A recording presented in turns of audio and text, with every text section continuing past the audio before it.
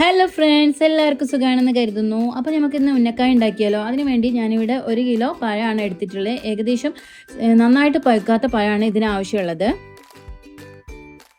ഇത് ഞാൻ കട്ട് ചെയ്തിട്ട് ഇഡ്ഡലി ചെമ്പിൽ വേവിക്കാൻ വെച്ചിട്ടുണ്ട്. 10 മിനിറ്റാണ് ഇത് നമ്മൾ വേവിച്ചെടുക്കേണ്ടത്. കൂടുതൽ വെന്ത് പോയാലും ഇത് ശരിയാവില്ല കേട്ടോ. പിന്നെ ഈ ഒരു ചെമ്പിൽ വെച്ച് കഴിഞ്ഞാൽ ഒട്ടും തന്നെ വെള്ളം ഉള്ളിലേക്ക് കയറൊന്നുമില്ല, പഴത്തിലൊന്നും വെള്ളം ആവത്തില്ല കേട്ടോ. ഇപ്പം നമുക്ക് നന്നായിട്ട് കിട്ടിയിട്ടുണ്ട്. ഇതൊന്ന് നമുക്ക് ചൂടാറാൻ വേണ്ടി മാറ്റി വെക്കാം. ആ ഒരു സമയം കൊണ്ട് നമുക്ക് ഇതിലേക്ക് ആവശ്യമുള്ള ഫില്ലിംഗ് റെഡിയാക്കി എടുക്കാം. അതിനുവേണ്ടി ഞാൻ ഫ്രൈ പാൻ വെച്ചിട്ടുണ്ട്. അതിലേക്ക് 2 സ്പൂണ് നെയ്യ് ഒഴിച്ച് കൊടുത്തിട്ടുണ്ട്. അതിലേക്ക് അണ്ടിപ്പരിപ്പും കിസ്മിസും എടുത്ത് വറുത്തിട്ടുണ്ട്. ഇതിലേക്ക് തേങ്ങ ചിരകി വെച്ചത് ഇട്ട് കൊടുത്തിട്ടുണ്ട്. ഞാൻ ഇതിലേക്ക് 1 തേങ്ങയാണ് ഉപയോഗിച്ചിട്ടുള്ളത്. ഇത് നന്നായിട്ട് ഇളക്കിയെടുക്കാം. ഇതിലേക്ക് ഏലക്കായ് പൊടിച്ച് ചേർത്ത് കൊടുക്കുന്നുണ്ട്. എല്ലാം കൂടി നന്നായിട്ടൊന്ന് മിക്സ് ചെയ്ത് കൊടുക്കാം. 1 പിഞ്ച് ഉപ്പ് ഞാൻ ഇതിൽ ചേർക്കുന്നുണ്ട് കേട്ടോ. ഈ ഒരു മിക്സ് ബ്രൗൺ കളർ ആവുന്നത് വരെ ഇളക്കി കൊടുക്കാം. ഇതാണ് ഇതിൻ്റെ ഒരു കൺസിസ്റ്റൻസി. അപ്പോൾ നേരത്തെ നമ്മൾ ചൂടാറാൻ വെച്ച പഴം തൊലി കളയാണ്. ഓരോന്നായിട്ട് തൊലി കളഞ്ഞിട്ട് മാറ്റി വെക്കാം. ചെറിയ ചൂട് ഇപ്പോഴും ഉണ്ട് കേട്ടോ. ഇതിന് ചൂടോടെ ആകുമ്പോൾ കുറച്ചുകൂടി നന്നായിട്ട് നമുക്ക് റെഡിയായി കിട്ടും. ഇത് ചെറുതായിട്ട് ഇങ്ങനെ കട്ട് ചെയ്തിട്ട് വേവിക്കുമ്പോൾ കുറച്ചുകൂടി എളുപ്പമായിരിക്കും കേട്ടോ. പിന്നെ നമുക്ക് ഇത് 2 പീസാക്കി എടുത്തിട്ട് പകുതിയാക്കിയതിന് ശേഷം അതിൻ്റെ ഉള്ളിലുള്ള ആ ഒരു കറുപ്പ് പോർഷൻ ഇല്ല, അത് നമുക്ക് കളയണം കേട്ടോ. ചിലരിത് കളയാതെ തന്നെ ഉണ്ടാക്കാറുണ്ട്. എന്നാലും നമുക്ക് കുറച്ചുകൂടി വൃത്തിയായിട്ട് കിട്ടുക ഇത് കളയുമ്പോൾ ആയിരിക്കും. എല്ലാം ഒന്ന് റിമൂവ് ചെയ്തെടുക്കാം.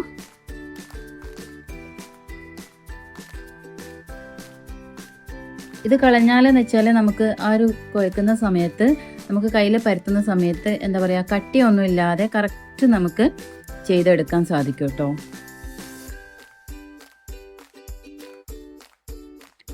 ഇത് ഒരു മന്ത് ഉപയോഗിച്ചിട്ട് നന്നായിട്ട് ഒടിച്ചെടുക്കാം കേട്ടോ. നല്ല രീതിയിൽ തന്നെ ഒടിച്ചെടുക്കണം, കട്ടകളൊന്നും ഇല്ലാതെ.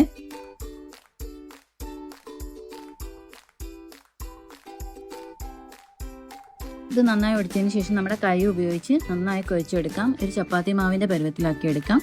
എന്നിട്ട് ഇതിൽ നിന്ന് ഓരോ ഉരുളകൾ എടുത്തിട്ട് നമുക്കൊന്ന് പരത്തിയെടുക്കാം. കയ്യിൽ ജസ്റ്റ് ഒന്ന് എണ്ണ തേച്ച് കൊടുക്കാം. എന്നിട്ട് നന്നായിട്ട് ചെറുതായിട്ട് പരത്തിയിട്ട് നമ്മൾ നേരത്തെ തയ്യാറാക്കി വെച്ച തേങ്ങയുടെ ഫില്ലിംഗ് ഉണ്ടല്ലോ, അത് ഇതിലേക്ക് നിറച്ച് കൊടുക്കാം.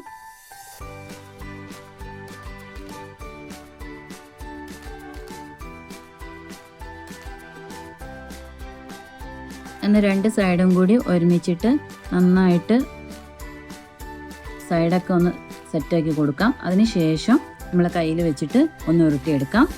ഇത് ഉരുട്ടിയെടുക്കുമ്പോൾ ശ്രദ്ധിക്കണം, കാരണം നമ്മൾ എണ്ണയിലിടുമ്പോൾ എവിടെയെങ്കിലും പൊട്ടലുണ്ടെങ്കിൽ ഇതിൻ്റെ ഉള്ളിലേക്ക് എണ്ണ കുടിക്കും. ഇങ്ങനെ ഓരോന്ന് നമുക്ക് ഉരുട്ടിയെടുത്ത് നിറച്ചെടുക്കാവുന്നതാണ്. ഉരുട്ടിയെടുക്കുമ്പോൾ നമ്മൾ ശ്രദ്ധിച്ചാൽ മതി. ഇവിടെ ഇന്ന് നോമ്പുകാർക്ക് സ്പെഷ്യൽ ഇതായിരുന്നു. ഇവിടെ കുട്ടികൾക്കും വലിയവർക്കൊക്കെ ഒരുപോലെ ഇഷ്ടമാണ് കേട്ടോ. ഇത് കഴിക്കാൻ നല്ല ടേസ്റ്റാണ് കേട്ടോ.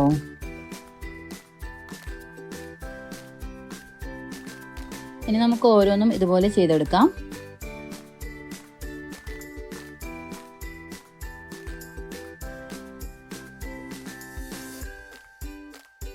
അപ്പോൾ നമുക്ക് ഇത്രയും ഉന്നക്കായ കിട്ടിയിട്ടുണ്ട്. അപ്പോൾ നമുക്കിതൊന്ന് ഫ്രൈ ചെയ്തെടുക്കാം. അതിന് വേണ്ടിയിട്ട് എണ്ണ ചൂടാൻ വെച്ചിട്ടുണ്ട്. ചൂടായ എണ്ണയിലേക്ക് ഓരോന്ന് നമ്മൾ ഇട്ട് കൊടുക്കാം.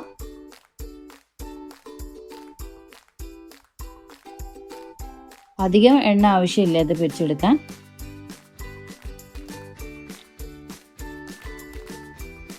ജസ്റ്റ് ഒന്ന് നമ്മൾ മറിച്ചിട്ട് കൊടുക്കാം. ഈ കായയും അതുപോലെ തന്നെ ഈ തേങ്ങയും നന്നായിട്ട് വേവിച്ചതായതുകൊണ്ട് തന്നെ കൂടുതലായിട്ട് വേവിക്കേണ്ട ആവശ്യമൊന്നുമില്ല. നമുക്ക് ഈ ഒരു പഴം ഒന്ന് കളർ ചേഞ്ചായി കിട്ടിയാൽ മാത്രം മതി. അപ്പോൾ ഈ ഒരു കളറാകുമ്പോൾ നമുക്കിത് കോരിയെടുക്കാവുന്നതാണ്. ഇവിടെ നമ്മൾ അടിപൊളി ഉന്നക്കായ റെഡി ആയിട്ടുണ്ട്. അപ്പോൾ നിങ്ങളിത് മസ്റ്റായിട്ട് ഒന്ന് ട്രൈ ചെയ്ത് നോക്കിയിട്ട് ഇതിൻ്റെ ഫീഡ്ബാക്ക് അറിയിക്കണേ. വീഡിയോ ഇഷ്ടപ്പെട്ടാൽ ഒന്ന് സബ്സ്ക്രൈബ് ചെയ്യണേ. അപ്പം മറ്റൊരു വീഡിയോയുമായിട്ട് വീണ്ടും വരാം. Bye bye.